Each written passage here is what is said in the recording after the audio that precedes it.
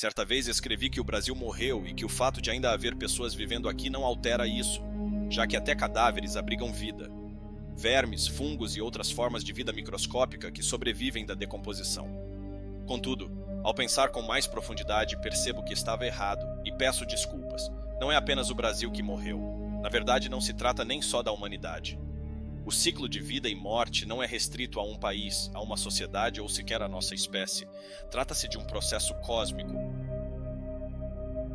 Todas as dificuldades e problemas, sejam eles de ordem política, social ou existencial, podem ser rastreados até a abiogênese, o momento em que a vida surgiu a partir da matéria inanimada. Antes desse evento, embora moléculas orgânicas estivessem presentes, não havia vida. Qualquer sofrimento ou dilema que um ser vivo já teve ou terá pode ter sua origem nesse ponto crucial. Desde o sauro Poseidon sendo predado pelo Acrocantossauro no Cretáceo, há 11 milhões de anos, até as intrincadas questões políticas que enfrentamos hoje, todos esses problemas têm uma raiz comum. Alguém poderia dizer, tudo bem, mas esse seu discurso existencialista não resolve nada. O que podemos fazer então para lidar com as questões materiais e históricas? A verdade é que podemos fazer o que quisermos, mas jamais alcançaremos um ponto final, jamais chegaremos a uma apoteose final e redentora. A única apoteose real que nos aguarda é o retorno ao estado inanimado. E esse retorno independe da nossa vontade. Ele virá para cada indivíduo e, eventualmente, para o coletivo. Todas as espécies que já existiram e desapareceram ao longo da história da Terra são a prova disso. Sabemos que a maioria das que existem hoje também desaparecerão, inclusive a nossa. Há quem afirme que o fenômeno da vida é uma espécie de negação da entropia, e que isso poderia ser um indício de que existe algum sentido universal para a nossa existência. De fato, a vida, num sentido local e temporário, é uma negação da entropia. Os organismos vivos organizam energia e matéria de modo a retardar sua dissipação.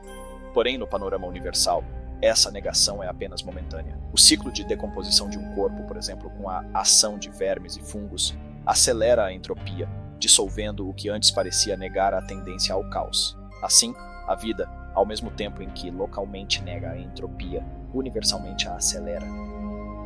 Não me surpreenderia se a própria existência da vida fosse, na verdade, um mecanismo cósmico que acelera a desordem do universo, ao custo de temporariamente negá-la em certos locais.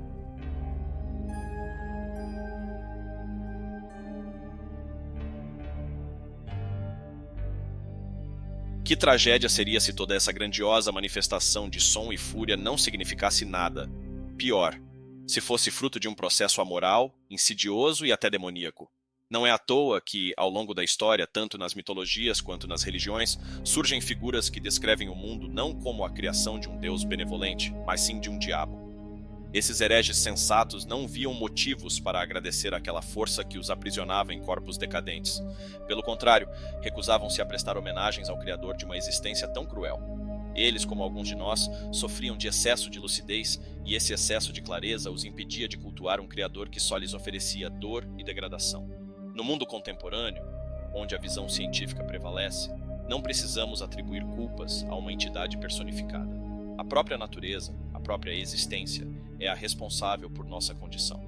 Mas ao contrário do que as religiões propõem, essa natureza é cega, sem propósito, e age sem intenção. A natureza, sem querer, criou um mecanismo perfeito para iludir a matéria animada, a falta. A falta, em suas diversas formas, é o motor que impulsiona os seres vivos.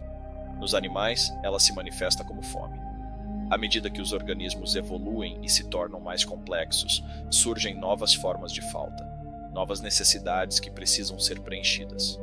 No ser humano, essa falta assume uma forma ainda mais cruel: a ausência de sentido. Desde que adquirimos consciência, estamos em busca de um sentido maior para nossas existências, algo que, desde o início, foi manipulado por alguns para seus próprios benefícios. O charlatanismo religioso sempre esteve presente, desde as primeiras sociedades humanas. A promessa de uma vida além desta, de um reino celestial, sempre foi um subterfúgio para lidar com o medo existencial. Sentir-se sozinho, abandonado num universo vasto e indiferente, fez com que nossa espécie desenvolvesse narrativas para preencher esse vazio. Contudo, o charlatanismo não está restrito às promessas de um reino metafísico. Ele também aparece naqueles que prometem utopias terrenas, naqueles que vendem a ideia de que o devir histórico e material poderá, em algum momento, nos proporcionar uma redenção. Políticos e economistas oferecem essas drogas, muitas vezes acreditando que vendem verdades científicas ou históricas.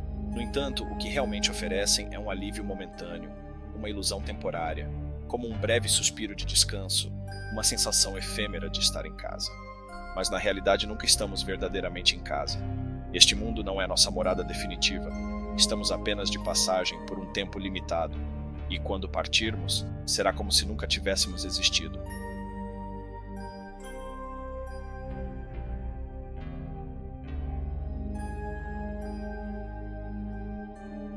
A maioria de nós, talvez a totalidade, não deixará qualquer vestígio no registro fóssil daqui a milhões de anos.